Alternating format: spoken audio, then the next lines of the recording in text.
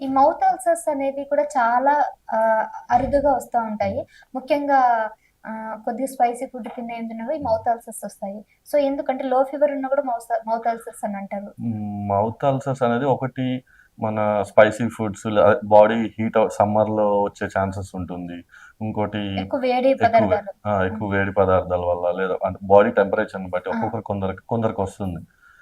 ఇంకోటి ఇప్పుడు mouth ulcers అనేది ఇంకోటి పళ్ళ సెట్లు యూజ్ చేస్తారు. హ్మ్. వాళ్ళకి గూడా వచ్చే ఛాన్సెస్ ఉంటుంది. ఎందుకని? ఆ మెటీరియల్ కొద్దిగా షార్ప్‌గా ఎక్కడైనా తగులుకోవడం వల్ల లేదా అట్లా వచ్చే ఛాన్సెస్ ఉంటుంది. న్యూట్రిషన్ డెఫిషియన్సీస్ వల్ల గూడా వస్తుందమ్మా. అవునా? హ్మ్. ఓకే. ఈ మౌత్ అల్సర్స్ అనే రకాలు ఎలా ఉంటాయి? అంటే కొందరికి ఇక్కడ చిన్న ఆహ్, కొందరికి లిప్స్ కింద వస్తది. లేదా హ్మ్. అంటే బుగ్గల్లోకొస్తుంది. రకరకాలొస్తుంది. వాటికి ఆయింట్‌మెంట్స్ గానీ, లేదంటే డైట్ ద్వారా జ్యూసెస్ తాగడము, లేదా వాటర్ ఇప్పుడు కొందరు 1 లీటర్ గూడా పర్ డే తాగరనమాట. హ్మ్. సో, వాళ్ళ హైట్‌ని బట్టి 3 లీటర్స్ లేదా 4 లీటర్స్ అట్లా తీసుకుంటే ఓకే. తగ్గే ఛాన్సెస్ ఉంటుంది. వీటికి ట్రీట్‌మెంట్ ఎలా ఉంటుందంటారు?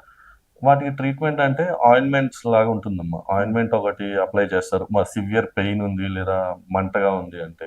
హ్మ్. లేదు అంటే ఫుడ్ హ్యాబిట్స్ వల్ల తగ్గించుకోవచ్చు.